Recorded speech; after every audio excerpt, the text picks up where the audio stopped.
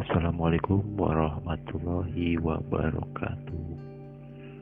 Kembali lagi di Antuk Channel.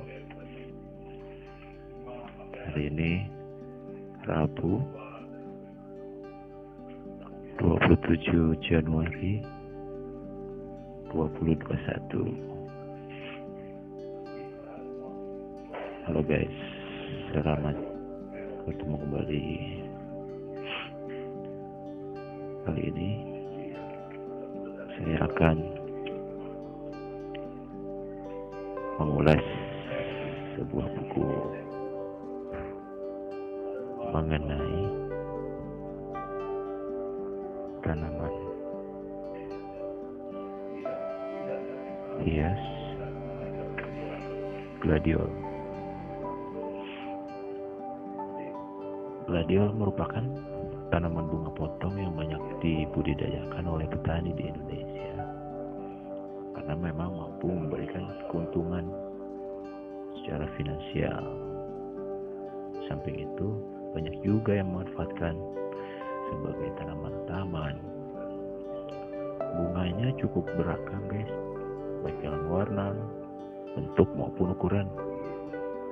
Keragaman ini merupakan peluang bagi para petani dalam pembudidayaannya untuk memenuhi permintaan konsumen yang makin lama semakin meningkat guys.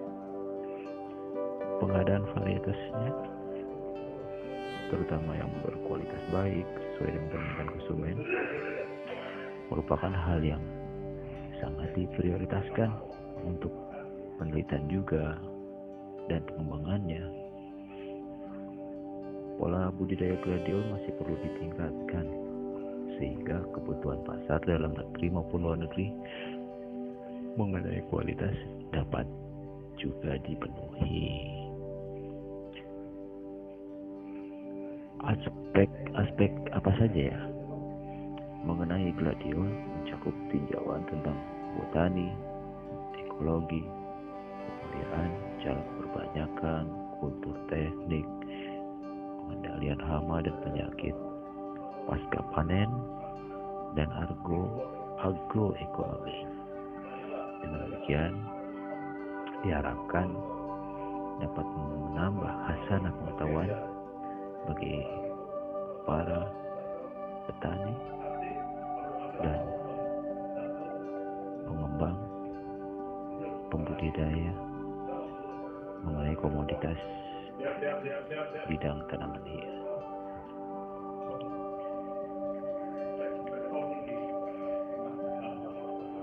Awal kita bermula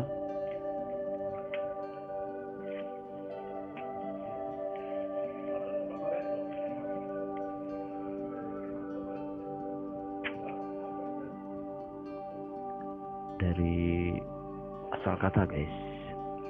Gladiol berasal dari bahasa Latin gladius yang artinya pedang kecil karena menunjukkan pada bentuk daunnya yang sempit dan panjang seperti pedang.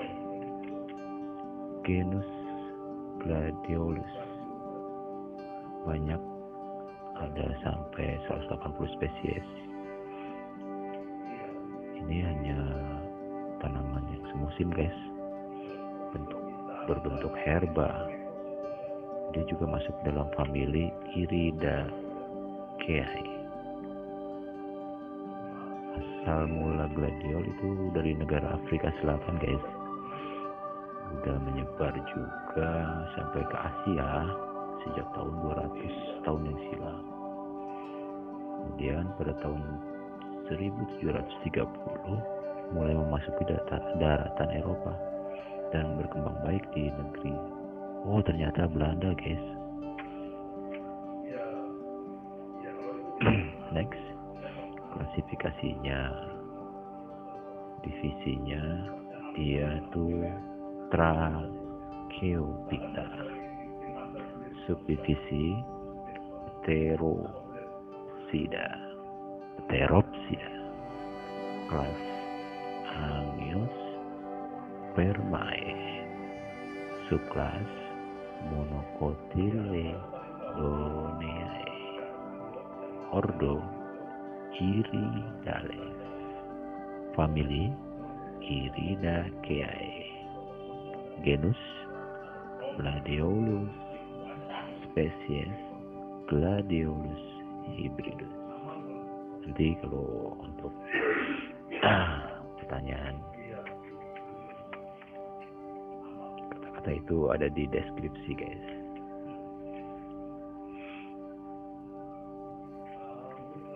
Next, kita masuk ke morfologi. Ciri-ciri tanaman yang termasuk subkelas Monocotyledoneae.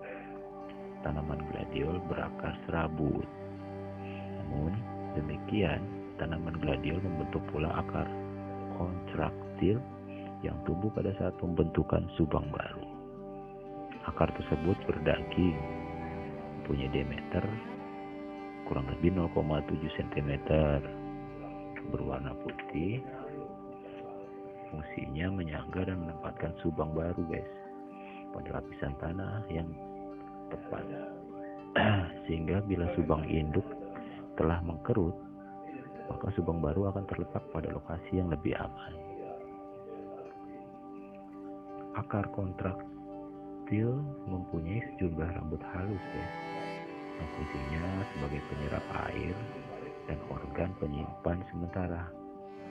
Subang baru terus berkembang untuk menggantikan subang induk yang semakin mengkerut, diikuti dengan mengecilnya diameter akar kontraktil. Subang atau juga bisa dibilang corm adalah batang yang termodifikasi menjadi bulat pipih dan mengandung buku, ruas, dan mata tunas. Subang terjadi dari ruas tunas terbawah yang membengkak dan menghasilkan organ persediaan makanan yang mampu berfungsi sebagai alat reproduksi. Subang kayak nama daerah ya, guys. Bagian yang membengkak tersebut dalam pembentukannya tertutup oleh bagian bawah dari daun yang mengering dan mengeras, serta bertindak sebagai penutup organ cadangan makanan. Mata tunas terletak pada dua sisi yang berlainan dari subang. Selama fase perkembangan hingga fase pembungaan akan terjadi pembesaran pada ruas terbawah dari tanaman yang kemudian berkembang menjadi subang baru. Subang baru terus berkembang dan membesar untuk menggantikan subang induk yang makin lama makin mengkerut dan akhirnya mati. Bersamaan dengan mengkerutnya subang induk, terbentuklah anak subang kormel atau kormel dari stolon yang berasal dari mata tunas aksilar di antara subang induk dan subang baru. Anak subang itu merupakan jaringan berdaging, guys, yang sekeliling kulit luar yang keras.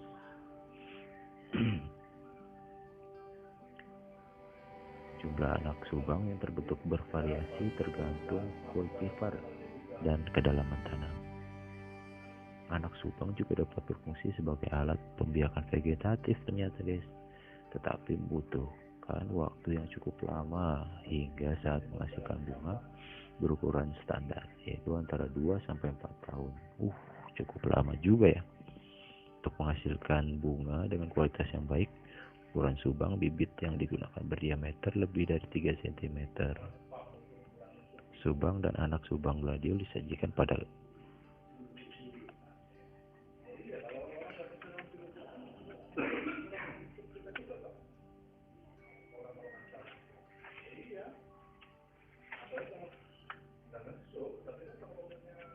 ada penjelasannya, guys.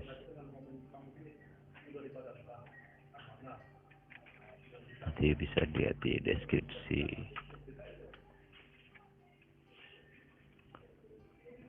Next, tunas pada subang merupakan jaringan yang meristematik yang ditutupi oleh daun-daun rudimenter. Dengan mulainya aktivitas pertumbuhan, maka berkembanglah daun-daun rudimenter tadi menjadi daun-daun muda di permukaan tanah. Daun gladiol berbentuk meruncing dan memanjang ke atas dengan panjang sekitar 50 sampai 80 cm, lebar 1 sampai 4 cm, tetapi daunnya agak pucat dan tersusun tumpang tindih pada bagian dasar dan berjumlah 1 sampai 12 helai. Tanaman gladiol berbunga setelah mempunyai daun minimal 8 helai.